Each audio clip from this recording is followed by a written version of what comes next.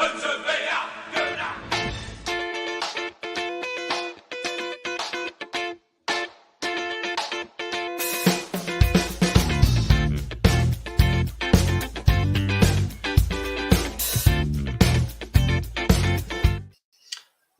and welcome to the Armory Review Show. I'm Alex Marsh, joined by Nassim Tablanche. What a wonderful week it has been. Wait. I want to start the show off by pleasing Morgan. I hope he is watching, wherever he is. Arsenal is winning the league. Oh my God, you've only gone and done it. Nah, after the weekend, yeah, my faith is restored. I was Brave. I was very upset. I was dreading this weekend of sport because I like Formula One as well, and I know I support Mercedes. I support Mercedes, and I know their car is trash. so I knew that was going to be a bad Sunday. Yeah, they've gone backwards. But yeah, totally. And Arsenal being 2-0 behind, because I didn't even see the first goal. I was basically 30 seconds late for the game. I didn't see it either. I was and we played well. But yeah, just going 2-0 down, I just thought, oh God, yeah, we are going to tank this whole season. And lo and behold, thank you, Reece Nelson. It's weird. 2-0 down, I still thought we might actually be in it still. Bizarre as that might seem. I thought we've got some decent attacking players. We made some good substitutions. And, So I will say it wasn't the same feeling that back in the late Wenger days. 2-0, you done. 2-0 down, you just had no belief. No coming back from that. Yeah, now it was okay. We can get it back, but are we going to win it? I think that time I was hoping a draw, but a draw would still be a loss for us, because then we're only 3 points in front of City. So it was kind of frustrating, but winning in Fergie time is awesome. Fergie time. Speaking of Manchester United.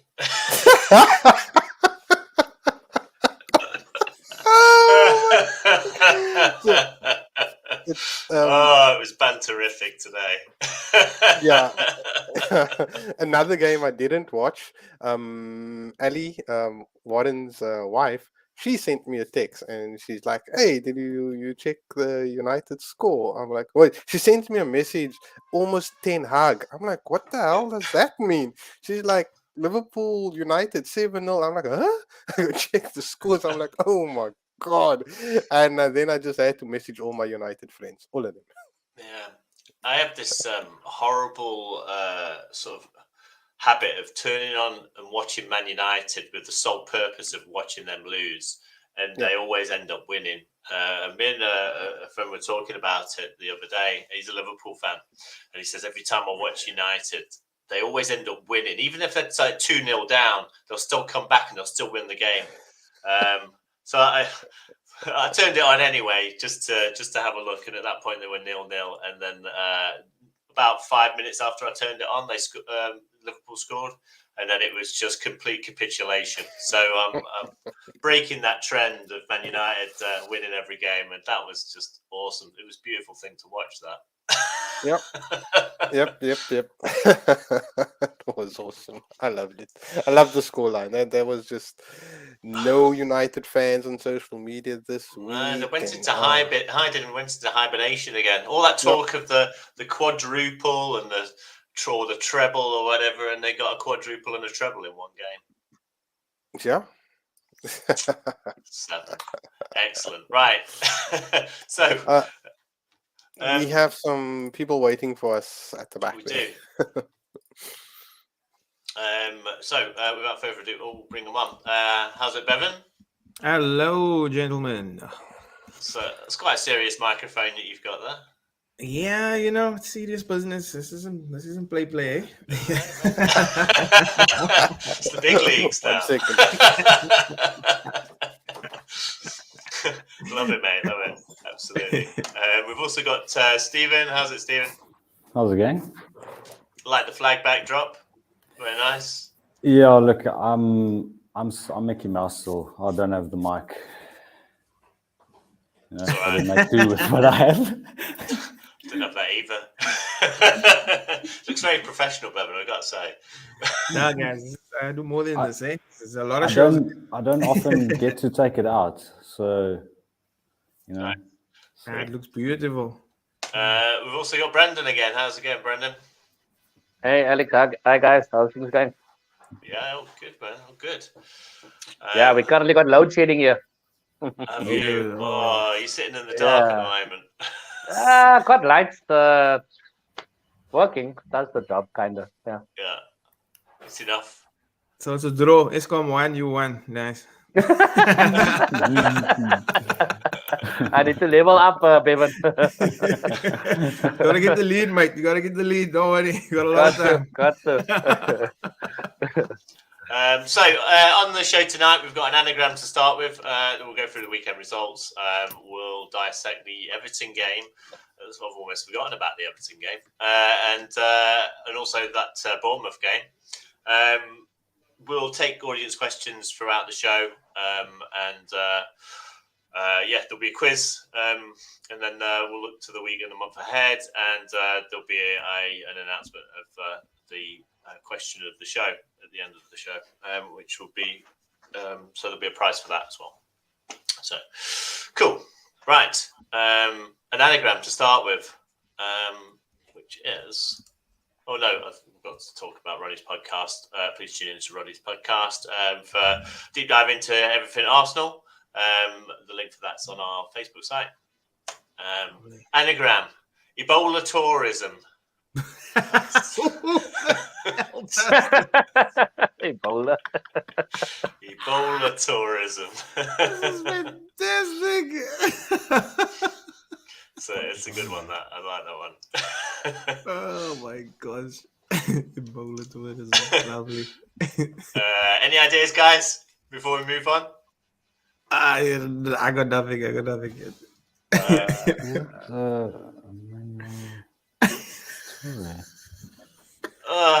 Neil's already got it. What? Who's got it? What? No, man. Yeah, Neil in the comments. That's well done, Neil. Did you Oh Google wow! Nah, that was quick. Yo. That was very very quick. fast. Wowza! Yeah. Well done, Neil. You don't get a prize though, I'm afraid. No, So get out of here. let's have a look at the week results and the weekend results as well. So our demolition of Everton, which was great. Liverpool seem to be going through a little bit of a revival phase at the moment with their 2-0 win against Wolves. The weekend, City disposed of Newcastle, which was a little bit unfortunate, really.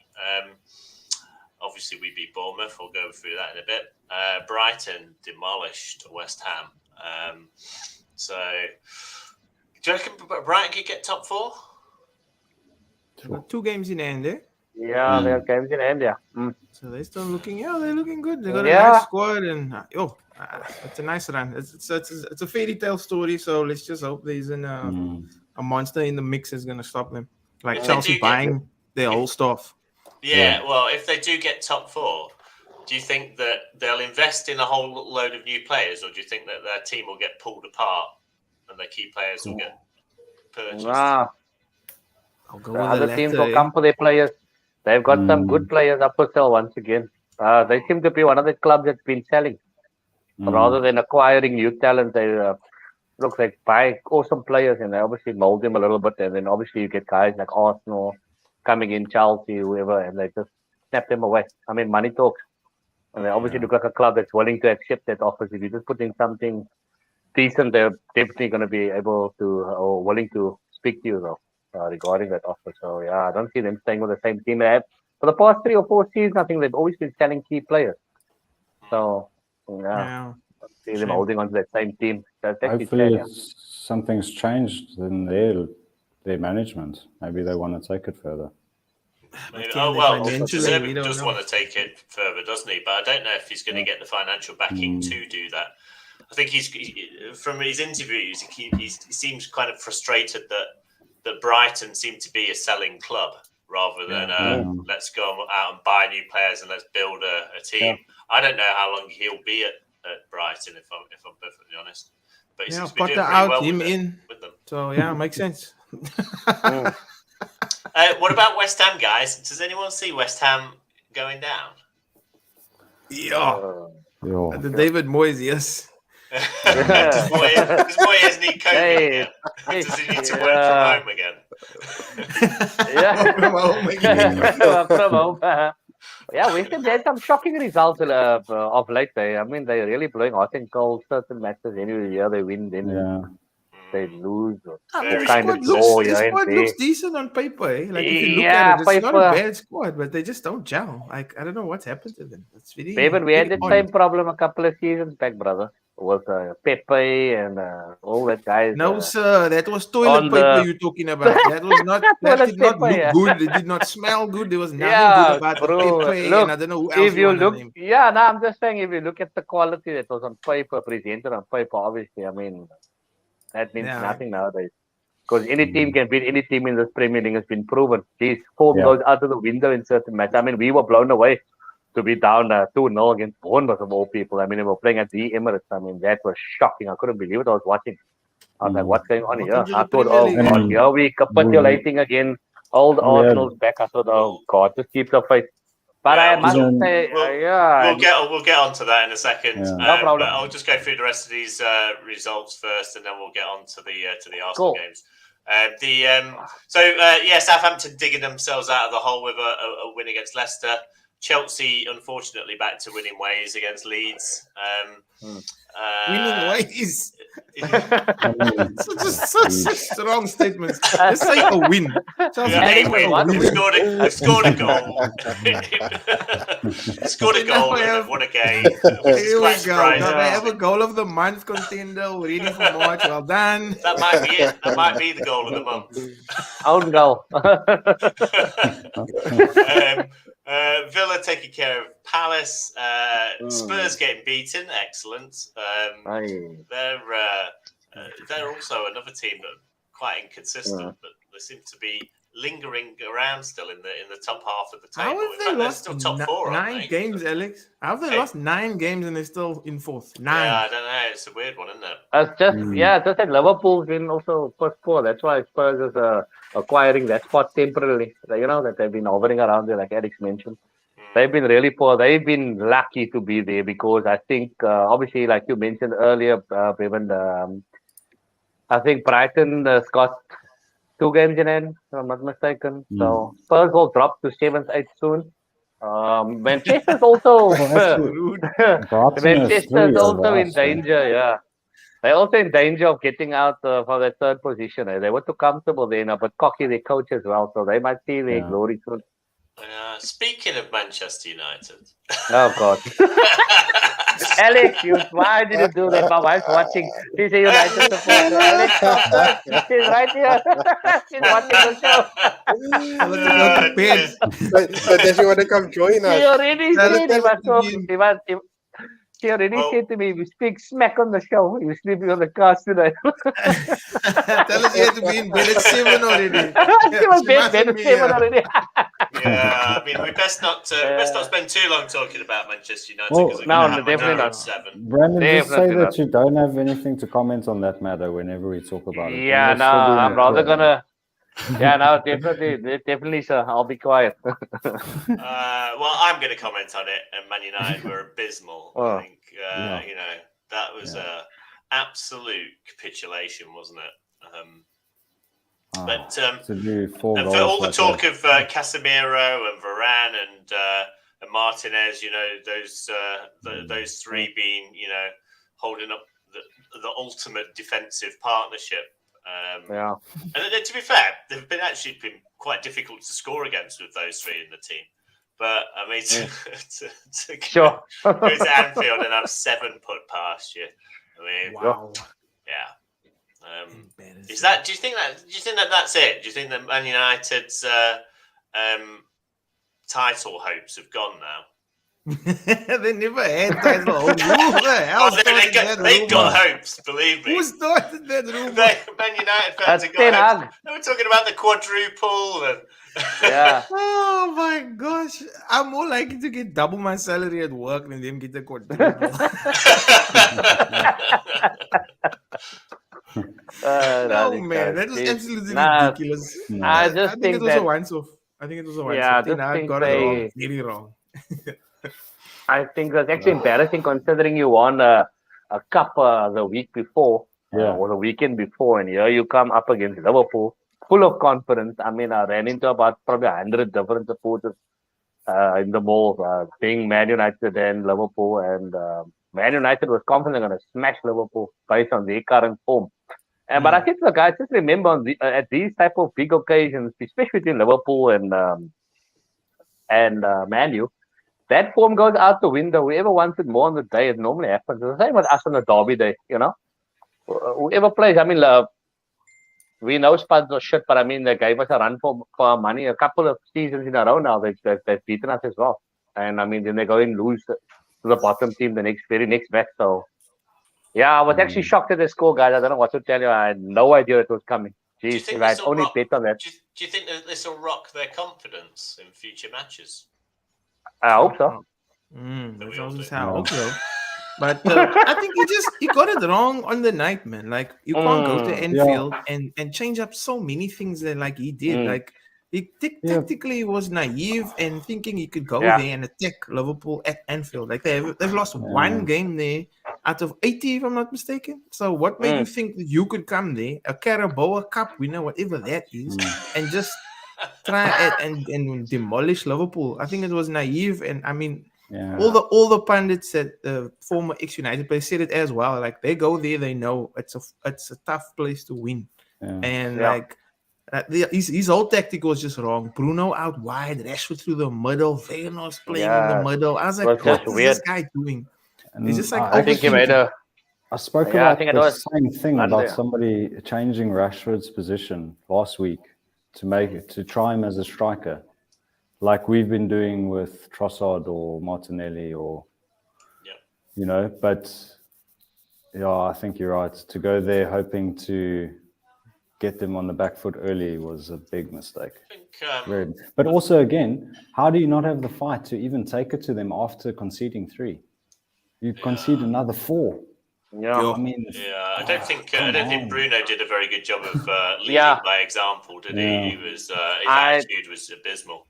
Definitely. Yeah, there was no leadership qualities actually from Bruno. I think Ten Hag might even strip him of the captaincy here. He was actually pathetic. I mean, we were down 2-0. Bring back Harry. No, God no. Funny enough, he was doing this. He was throwing his hands up at his fellow teammates and basically, I mean, he's supposed to uplift them and say, come on, guys, you can get back into this. I mean, we were down 2-0 at the Emirates and our crowd was totally behind us. They were so, Arsenal. And Odegaard was, come on. He was hyping the guys up, come.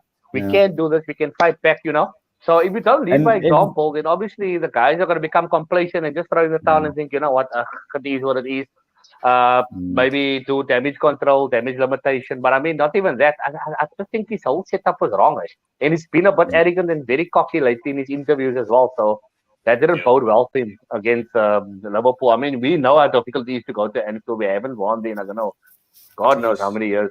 So we're going there as well. We still have to face them. Still got to play so there. We're obviously, we have to be mindful of that, and not be overconfident as well. Yeah, but I mean, we've shown that we can bring the fight when we need to and absorb pressure. Yeah, I don't know if we'll come back from 7-0 down, to be honest. No. I don't think. Let's not test this, Let's not test this. I'm not going to say anything. I'm not going to jinx it now. But it's always tough when we go there. We go game by game, guys. That's how we're living right now. Match by match. That's all that matters. So one game at a time. Yeah. That's what we got to do. Right, so pretty much sums up the weekend's stuff. We still got Brentford Fulham later on tonight. The table looking pretty good for us. Still 5 points clear. Man United in third. We are 14 points clear of them with a game in hand. Wow. They've got a game in hand, so they could close that gap, but still be 11 points, which is not a bad lead. And even 5 points above City at this stage is pretty good, isn't it? Spurs coming. No idea how they're still in fourth. Absolutely no idea. And then Liverpool coming in behind them. And like we've said earlier, Brighton have 2 games in hand over. I mean, they could end up in fifth, couldn't they? If they win their games in hand at the moment. So they're still in the mix. Bit of an outside. Yeah. I wonder what the odds are on Brighton finishing in the top 4. Be interesting. Bottom half, Bournemouth do look in trouble, although they did bring the fight to us. We'll get onto that in a second. Southampton managed to get a win finally. Everton very much in trouble. Leeds, our graphics team is going to be upset about them looking at relegation. But West Ham looking healthy there. Yeah. So let's go into these matches. Arsenal 4, Everton 0, and Arsenal 3, Bournemouth 2. We'll start with the Everton game. So I was right, eh? It was a 4-goal game. But I just got the margin wrong. What's that, sorry? I said it was going to be 3-1 to Arsenal, and it was 4 goals, but we let them have one. Yeah, I forgot you made a prediction on that one. Not bad. So, were we right to drop Eddie from that game? Yes, I say yes. Eddie hasn't been firing at all, not contributing really lately. It was needed just to shake things up a bit, and I think it was the right decision. And Trossard has shown that he has the quality, he has the abilities to create. He can finish, he can do it all. Whereas with Eddie, you just don't know what you're going to get on the day. So, like I call him the 80-20 guy. He's 80% rubbish and 20% lucky. So he's in the right place at the right time. I'm giving him like the a 20 Welbeck. because he's like a Welbeck. You know what I mean? He's like sometimes in the Welbeck, right place at the right time, scores the goal you need, Murphy's but Law. he's just not gonna contribute consistently, and we need consistency. Yeah, he can't. And we need when a he guy came that on can the coach other like night, Jesus. he He should did, have fought more. He did didn't. come on though, didn't he? but he did get an assist, didn't he, for Ødegaard's goal? Yeah, but he wasn't chasing down to put pressure on the back. Nothing. He was just strolling around, waiting for it to happen. But didn't he have an injury, guys? Or was he carrying an injury? Because I see, someone's talking about something now. I think apparently Eddie has been carrying an injury. So that is why the Bournemouth match I didn't even see him. But now the concern is Trossard, Alex. He was injured, felt something in his groin. So Eddie needs to come back as well because we need squad depth. I mean, we're playing Europa as well now. This Thursday and the following Thursday. So we need our squad to be But now we got Bruce Nelson. fully fit. Yeah. And, That's also a blessing. Of course. The other guy to go out on when he went out at half time, I think, didn't he?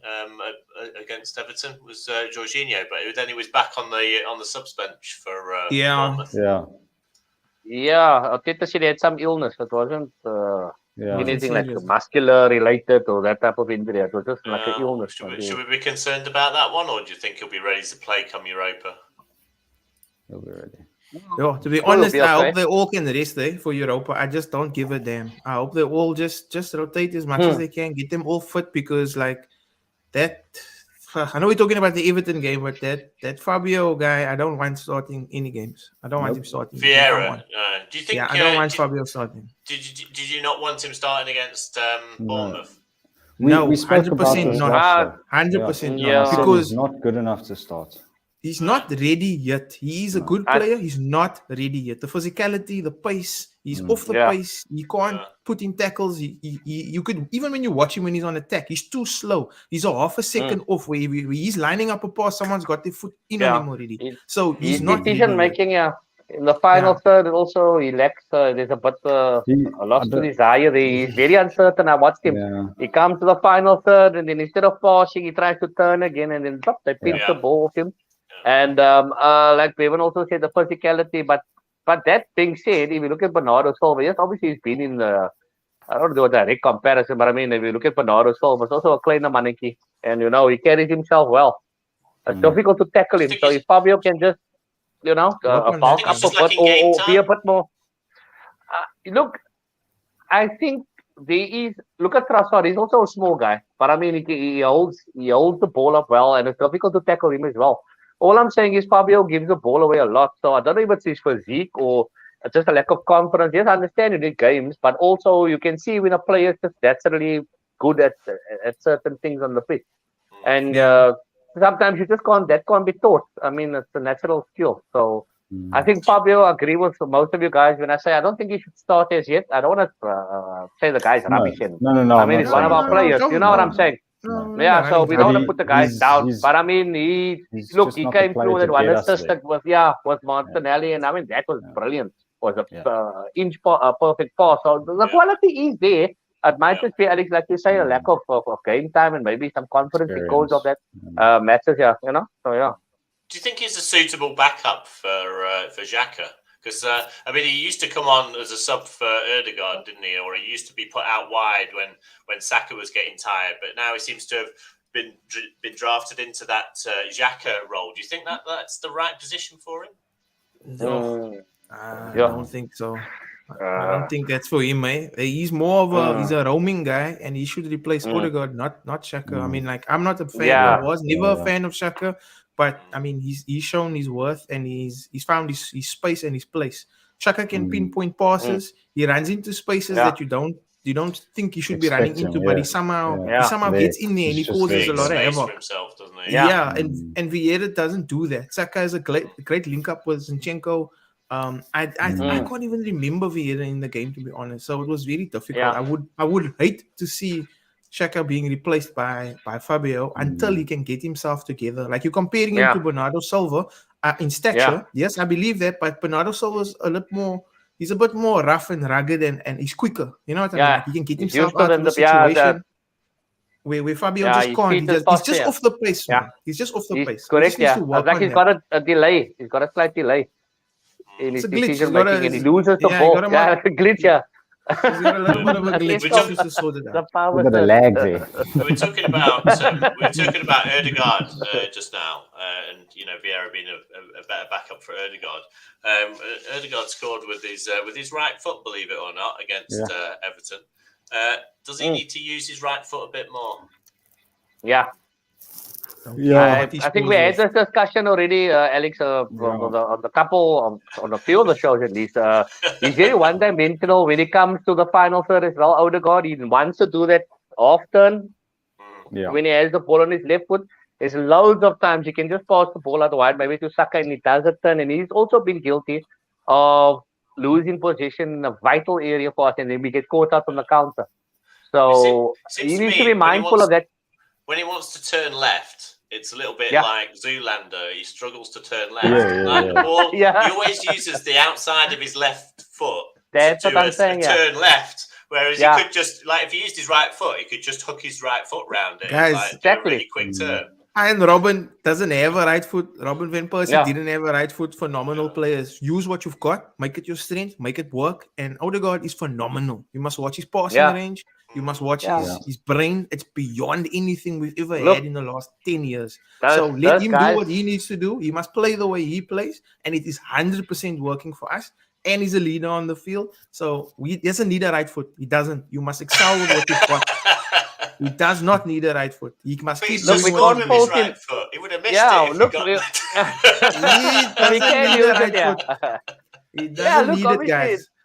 Robin didn't need it. Van Persie didn't need it. You don't need it. Lionel Messi but you know what? You don't need they like to shoot even outside. Those guys scored phenomenal goals. I mean, in their career, we all watched them. I mean, Robin even punished us when we played against Bayern. And I mean, these guys are just, they're on a different level where they can just consistently score that type of balls. Yes, we know they play is very mundane. They do the same thing, monotonous at times, because they're going to do that, they're going to switch, they're going to cut, and to the left. But Ødegaard's work rate is incredible. It's immense. I mean, the amount of running this Oak does, he sometimes has the best stats per match for amount of running he does, sometimes 12 to 15 kilometers sometimes. per match, and I mean, actually putting some of the other guys to shame. So look, we can't fault him on his work rate. I mean, look, the guy's phenomenal. The intricate passes when it works, it's beautiful to watch. Jeez, it's reminiscent of the old days. But just that obviously needs to be mindful. Certain teams will punish you when you are in the final third and you want to do that little 2-3 second turn. It could just be detrimental to us. I mean, we got a little matches left now. It's not much to play for. It's like 12 matches. And obviously, we're only in the Europa as well. So, I mean, we've got the 2 competitions. United's going for the quadruple, 4+3. Yeah, so let's see. Who was your guys' man in the match against Everton? Sure, I've forgotten about it now. It was so far back. I think. It's less than a week ago. I think it was Martinelli for me, if I'm not mistaken. I was thinking that as well. Yeah. I think Martinelli, based on the Arsenal Supporters Club, on the forum, I think. They are not Everton going down? Sorry, what did you say? Oh, Everton going down. Yes. Oh, bye. You see, they should have rather let us beat him. The top should have rather let us beat him. They tried to come to the Emirates and do what Bournemouth tried to do to us. You know, If it can go, they can go. For beating us, they deserve to be relegated. They wasted our time. Absolutely wasted our time. Right, I'm going to start talking about Everton now because they are championship material. Right. Do you think? So I'm going to talk about the Bournemouth game really now. Let's focus on that one. Do you think that there was too much rotation in that team facing Bournemouth? I don't think Vieira should have started. Yeah. What about Tomiyasu? He had a bit of a shocker, didn't he? Oh, he was horrible. Yeah, but not as bad as his last start. Yeah, the Man City one. Yeah. I don't think he had a particularly good game in this one either, to be honest. I think he was probably just as ropey. His passing was dreadful, and he's picking up guys. We'll see. I think being at home, like Stephen was saying, Fabio shouldn't have started. Tomiyasu was horrid, and I think for me, Stephen, like being at home, I would think it's okay to start this team because you're at home. It's Bournemouth. You think you can get away with it, man? I honestly thought maybe we could get away with it, but I thought it was probably a risk worth taking against Bournemouth. I mean, you can always bring. You got to look at the bench and you go, well, I can bring on players, you know. So Look, I'm not saying I understand his decision because it was supposed to be a walk-in. I predicted 4-0, but I don't think Vieira is not a starter. He cannot get us to the point that we're winning. But he can defend that winning. You bring him on in the 70th or the 80th. Yeah, maybe he's even okay the 60th. And he can just hold up the ball, maybe create a few more chances, but he's not a starter. Yeah, not yet. Not yet.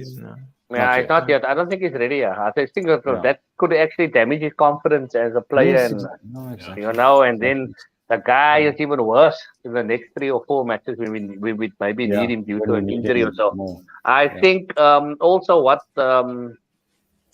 actually I was shocked when I seen the line. I was like, okay, we need to rotate. I know, but I'm sure this is what they keep saying. A lot of changes. Okay, but bearing in mind, like you guys are saying, I mean, we only obviously thought we are at the Emirates and we're playing Bournemouth, bottom of the log, blah blah blah. But I mean, the first goal also should have been disallowed there or once again struck. Because just as the guy kicked off, the players basically impeded the line. They were over the halfway line already in now off. So really, look at it. Yeah, they were. They are never looked at it. We had how many handball? We had handball. We had about 2 or 3 handball shouts for penalty. I don't know. Do you think any of those handballs were actually handballs? Yes, the one that. Yes, I think the one. I think the first one. I'm not convinced any of them were actual handballs, to be honest. If a handball, I think if it had been the other way around and it had been an Arsenal player, the ball hitting the Arsenal player, it would have been a pin. I think you would have been. It would have been a penalty. It would have been a pin, Alex. 100% would have been a pin. I'm basing my decision. But you would have felt hard done by, though, wouldn't you? Of course, I would have felt hard done by, but I'm basing my decision on what I've seen throughout the season. It's so inconsistent that I thought I knew what a handball was, but now I don't anymore. So it's like a case of like the ball falling out of the sky, hitting you on the arm. I'm sorry, but that's helped you. No. And the FA is clear on that rule. If the ball changes the course of the ball, it is a handball. Yeah. And if it's in the box, it's a penalty. There's no arguing it. But they argued 2 decisions. Yeah. But I think it's in the rules, though, isn't it? Right? I mean, there's certain circumstances where, if the ball hits your hand, then sometimes it's not a penalty. No, it's not. There are situations like yesterday. There was one against the Liverpool United game where I think it was who was the centre back next to Virgil last night? Konate. Konate had the ball. He was sliding one way and it struck his hand in the box, but he's looking the other direction. That's not a handball. There's a big difference. When you're steering the course of the ball away from an opponent, even if you intended for it to happen or not, it's too bad. Your hand shouldn't be there. Unnatural position. And you're facing the ball. Yeah, you're facing the ball. So you can obviously manipulate it. Yeah. What did you guys think of Smith Rowe? Before Smith Rowe, I want to talk about Partey. Because Mark asked a good question or said something decent about Partey. Where's that? Who was pleased to see him come back in the starting lineup anyway? Was everyone pleased? I mean, I think I was pleased, But, first goal, he loses his man, and it's a goal. And the second goal, completely loses his man, and it's another goal. So personally, I thought he was responsible for both of those goals because he was napping, and he lost his man twice there. Partly at fault for the second goal. I thought he was at fault for the first goal as well. He doesn't track his man. He lets his man run away from him, and then he just realises as the ball's going in the net. But that was definitely his man that he was supposed to be picking up. Should we be playing Jorginho a little bit more than Partey? No. I don't think so. No. Definitely not. I don't know. Everyone preferring Partey over Jorginho or Partey? Jorginho and Partey. Well, Jorginho and Partey, come in. Do you think? Yeah, maybe and give Xhaka a break. I mean, this guy. Xhaka, I think Xhaka's been playing. He's been one of our do we run a high risk though of what happens if one or both of them get injured potentially? In the same game. Just come back. Look, I think we at the phase of everything's high risk for us now. 12 games to go, everything is high risk. So you got to do your best to keep everyone as fit as possible, and you got to go for it. There's no excuses. There's no we can't err on the side of caution. Have to take chances. Yeah, we have to take. So you got to risk get injured or you stay fit. It's one of those things. I mean, Liverpool was. Lucky for how many seasons are out there? 3 seasons they played the same team. Starting 11, same guys. That is why they were so difficult to beat because these guys knew each other inside and out. And I mean, they've obviously seen now what happens when you do get loads of injuries and you get stricken and basically they need to come back. I actually just thought, this changes. I don't know how you guys feel, but when I looked at the team sheet and I looked at the performance, although we conceded one of the fastest goals, in the Premier League, I think the second fast or whatever. When I looked at the dynamic of the team, just with a couple of subtle changes, I just realized that the certain players on our bench is just not good enough to fill that void of our strongest starting 11. I don't know if you guys agree or disagree, but that's just my personal opinion. I just feel that we still have to go now in the summer. We're going to have to get some major recruits because I know for a fact I could see. We were playing Bournemouth and we made a few changes and we were at home and the whole dynamic of the team changed. We weren't as fluent. We were lost at times. And obviously with the substitution, we have to commend Arteta with the substitutions he made. It worked. I just think Smith Rowe needs some serious game time. He was a sub that was substituted. I've got a question for you guys. Seeing that we're winning the league, right? My prediction. We're on 63 points at the moment. There's 36 points available. How much total would we need to win this league? 90. Is 90 the magic number? 88, 90, 88, Simply because City is City. They can come on a good run of form and then we're in trouble. if we drop points. Essentially got to have maximum points, as many points as possible. City will be right on our heels. But we have to. City are playing Liverpool soon as well. We've still got to. We've still got to play City at Liverpool. We've still got to play Liverpool at Anfield, and we've still got to play Chelsea. Newcastle at St James's Park. So and Chelsea. tough fixtures. And Chelsea at home, although hopefully they'll be as crap as they are. Yeah, we beat them. Agreed. Let's talk about Emil Smith Rowe then, as soon as Brennan's brought him up. What did you think of it, Emil Smith Rowe's performance? Or just him being back in general, Brandon? Look, I don't have a problem with the guy. We missed him. I mean, he's been pivotal with certain games. He's an impact player. He knows how to score. He shoots outside the box.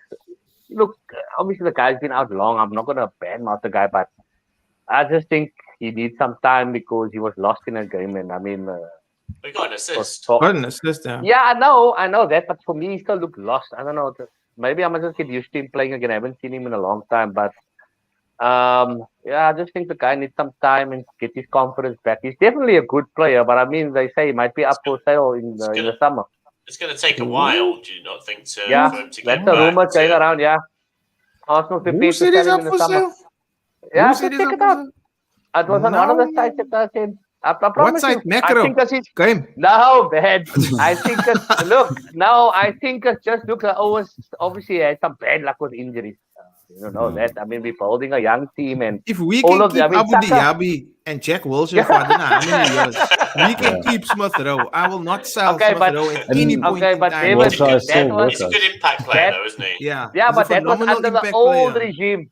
That was under the old regime, all these injury-prone Oaks. And I mean, it costed us. Yes, they were phenomenal players, but I mean, when you really needed them and you wanted to call on them, the outside injured. They used to call Jack Wilshere? What's the Jack Wilshere? Not Wilshere. Wilshere. Because the outside bloody injured, Jack Wilshere. So, I mean, what I'm saying is, look, there's such a lot of young, dynamic players coming through our ranks. And I mean, Smith Rowe has been great, but if you're going to keep on getting struck with injuries, is obviously going to hamper the Oaks' career and his future going forward. And I mean, so the issues I think with his injury was it was a recurring injury, wasn't it? It has been for several years now, but that's why he's been out for so long this time. It's because he's had surgery. He's had correct, get rid of that injury. And I think when he got injured after the surgery, I think that was kind of unrelated. I think it was only a minor sort of pull, muscle strain or something like that. But I mean, he might not get injured again. I mean, Martinelli. I mean, his first few games with us, and he was just out. Injured, and you just thought, he is going to be another Jack Wilshere, and then he's hardly been injured at all, has he? No, keep the faith, gents. Keep the faith. They've done the work. They've earned it. So Smith Rowe has earned it. Wait another season, see how it goes. Like you said, we've done the up. It was about the injury, so now he needs to recover. Him having to come on for Trossard, I don't think that was the plan. Yeah. I really don't think that was the plan. No, so it was unfortunate that he even had to come on. You know what I mean? He had to play the bulk of it, and then he still gets an assist, and he's half injured. Eddie didn't get to sleep. Now, look, obviously, Smith Rowe is on another level. I mean, we can all agree this guy. We've seen what he's done for this club. I mean, the type of goals he scored coming in off the bench. We're not disputing that. We're just saying maybe from like Edu or the guys or the coaching staff. Look, this guy's got recurring injuries. But maybe they just think they can sell someone else first. You don't sell someone that wears his socks like that, guys. I think Smith Rowe saved Arteta's job a couple of seasons ago, personally. And also, would you invest in the surgery if you plan on selling him so soon after it? Exactly. Was anyone surprised to see Smith Rowe go off again and Reece Nelson come on? Reece Nelson's been out for a long time. Didn't see that coming. Did anyone see that coming? I didn't see that coming. No. Maybe we should check Fantasy League. Check the Fantasy League points and see if anybody's got Reece Nelson. Triple captain. Yeah, the sub was substituted. I don't think so. Nobody thought he was coming on. What happened with Jorginho? Wasn't he supposed to come on? I seen him warming up on the side of the line at one stage. And Oh. No, I'm glad he Glad didn't he come on. didn't. He's a backward sideways kind of guy. We were never gonna be effective, like trying to attack with yeah, anyone. on certain games, obviously, no. But he ran onto the field when he scored the goal, so he was so excited as well. But now we're being investigated for that, I see. Yeah, for the celebration. Yeah, they want to find us again. It's an investigation every week, isn't it? Yeah. So it's just an open book. No, apparently Kevin, a reporter to the FA for the celebration, so they're gonna look into it and find us once again. What are they gonna find? Happiness, joy, peace, love. What are they looking for? It's not the first time. Players ran onto the field before the whistle was blown. Come on, man. Then take away that goal, because that one guy was practically in our box already by the kickoff, man. Come on, man. Like, what's wrong with these people? It's just they pure can't hatred. retract results. Yeah, so, guys, we have to get a move on. We're running out of time. Do we have some questions? Did we miss some questions, by the way? We have some. Who's going to give? Oh, sorry. Do we give Reese a start on Thursday? Yeah. Who wants to see him? Hands up. Who wants to see him on Thursday? Start. I maybe want to save him for Fulham, eh? Give him a shot. But start him. Let Smith Rowe come on for him later. We'll have to see how it goes. Another question here. Martinelli down the middle for Europa. Smith Rowe and Saka on the wings. Or what? How would you guys? What front three would you play? Wow, I'll play the whole academy. I do not care. Just the problem is the problem, Alex, is that Saka's been playing almost every match, and I mean the O's getting knocked left, right, and center every week. Is about 2 or 3 niggles. I'm just scared that this boy gets a hell of a challenge, and then the O's out for the rest of the season. And God forbid that happening, they'll be in trouble. Maybe that's what's making him stronger. Yeah, possibly. Look, it's great to have a competition, and I mean the guys fighting for positions and stuff. But Smith Rowe, like you guys, we just said now, he just came back from a long injury. I mean, he's also had a setback. He's back now. We don't want to rush the Oaks in. I think the front three for the Europa match should be. I think Saka must set this one out. And maybe we play in the return leg. Who do we play in the front three? Who do we play? I would. Let's see. I was actually going to say, but that other guy is gone out also now. The Brazilians also gone out. Jesus is injured now. Trossard's injured. So we only got Reese, Smith Rowe, Martinelli, Saka. I think Smith Rowe was also injured, to be fair. Like, I don't think you got Reece Nelson as well. Yeah, Reece Nelson. So Jorginho, Saka, Partey. I don't even know Partey should start against freaking Sporting. Would you start? I think Partey? Jorginho. No, leave Partey for Fulham. For Fulham, we're gonna struggle against Fulham. Another question: Saliba and Kiwior to start on Thursday. Interesting. Would you play Kiwior? That likely lead. Yeah, but that guy never started a match yet, ne? Kiwior. What's it, Kiwior or whatever? So first one, everything. Would you go full strength in the first leg away from home, and then maybe hopefully get a decent result there, and then field some reserves in the home leg, or would you go full strength? No. Look, away goals don't count anymore, right? Yeah. So don't bother. I forgot. Yeah, it doesn't matter where you just based on the amount of goals. So, I don't think we should go full strength. Yeah. We get him on the return leg. Yeah. That's what I'm also agreeing with. We get him on the return leg at the Emirates, and because we got Fulham on the Sunday as well, so we need our guys. And it's away, Fulham away, guys. This is not not an easy game. Not an easy game. Next question: should we now be worried about going to Anfield? No, absolutely. Nah, that's United, man. No, that's different game. Last question. Should we sign Harry Kane? No, come on, Warren. Yes, I'll take him. Yes, he loves him. 3 years. For free.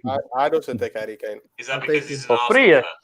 Yes, and it's like a Sol Campbell all over again. Like we sign him, we win the league, we rub it in their faces. And goodbye after Harry Kane comes to Arsenal to win a trophy. Exactly. Win the league again. Well, he's not going to win it at Spurs. That's for you'd sure. be foolish not to take Harry Kane. Spurs. No. Right, what's next up? Have we got a quiz? The quiz next. Yes. Quiz. Ebola tourism. Neil was right. It is Luis Bournemouth. Luis Bournemouth. I would never have guessed that. No. Right, question 2. In the 2017-2018 season, Arsenal managed to score 10 goals against Everton over their 2 Premier League clashes. Which of the starting 11 players listed here in alphabetical order?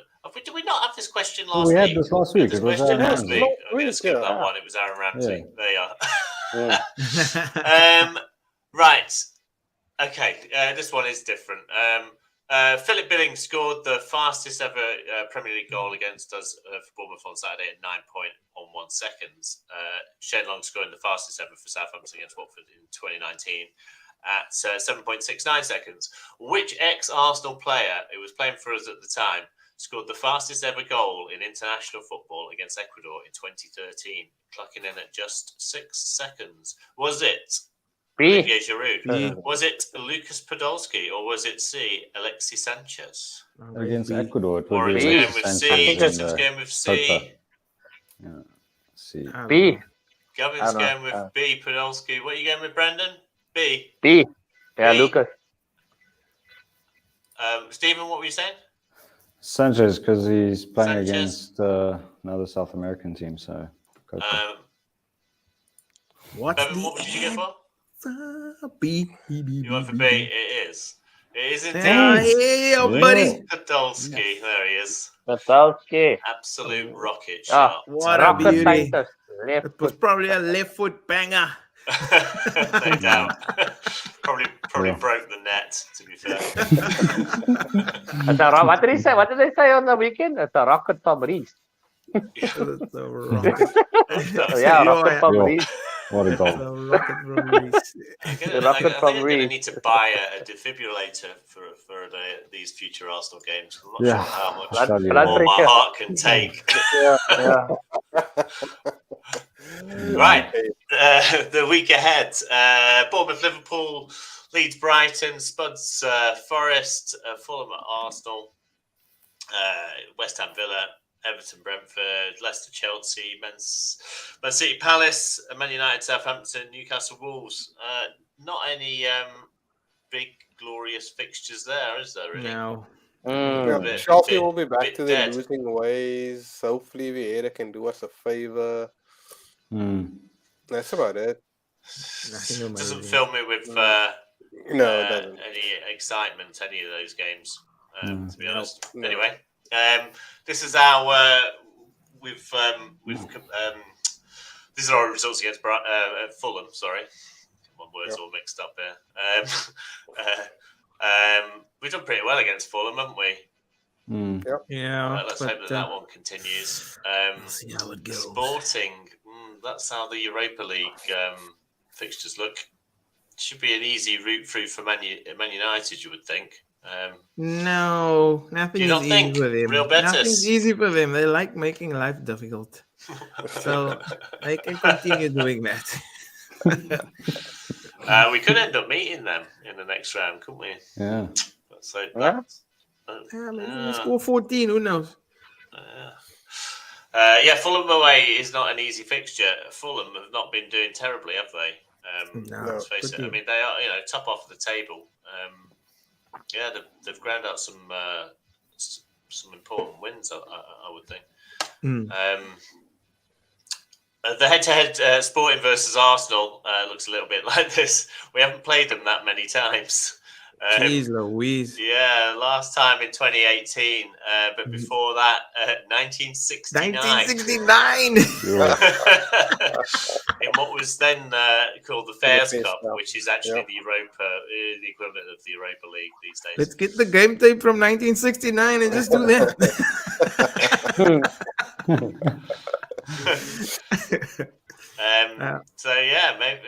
Maybe it will be a 3-0 win. Who knows? Steve, what's your predictions for Sporting? 2-1 Arsenal. 2-1. Bevan, what you said? 0-0. 0-0. Yeah. I'm going to go with 1-0 to the Arsenal. Brenton? 3-1 Arsenal. 3-1. Let's see. 1-1. Steve, what are you saying against Fulham? Well, we can't put these scores in, by the way, because graphics team is our main graphics team is in Zambia, is he? Yep. Zambia. Yeah. He's in Zambia. Although, actually, sorry, before we go on with those the predicted results, big shout out to George who did the slides for this week. So thanks, George. Thank you, George. Anyway, Fulham Arsenal, Steve. 3-1 Arsenal. 3-1, Bevan. Yeah. 1-0 Arsenal. You? I'm going to go with. I think we might draw against Fulham. 1-1. Actually that's what I put down for my predictor. So Is yeah. it? I lied to you in your face, and then I put down the real scores. Yeah. Don't know, Fulham. Just think Sporting away and then going to Fulham. I just think the guys might be a bit tired, especially after the weekend game, after the Bournemouth game. I've just got this horrible feeling Fulham might be quite difficult to beat. Anyway, Brendan, what are you saying? 3-2 Arsenal. 3-2. What's the goal? 1-0. 1-0 to the Arsenal. Right, let's see how that pans out. The predicted game. Guess who's top? Yeah, buddy. Evan! Oh yes. Evan is killing it. I'm not killing it. I'm getting killed along with the graphics team. Why are you guys in the relegation zone? It's not you panned out well for me. Anyway, moving on. Finally, get that shirt ready. So you've probably all seen this, haven't you? Yeah, this is awesome. We'll wear an Arsenal shirt saying champions. But if you lose it, you'll grovel on here and say sorry, Gary. Funny. Don't forget to check out our website for news, etc., and for the predictor game. And question of the show goes to. There we go. Gavin. Well, congratulations, Gavin. A set of glasses, or a Pirates voucher, or a beanie. Take your pick and get in touch with Warren after the show and go and pick up your prize from the Supporters Club. Very nice. Congratulations. Don't forget to check out Ronnie's podcast as well. The link to that's on the Facebook page. And that is a wrap. Thanks, guys. Thanks everyone for coming on the show. And thanks for all the comments, for all the people watching. It's great stuff. We shall see you this time next week after 2 weeks, hopefully. Cheers, guys. Yeah. Cheers, guys. Cheers. Thank you.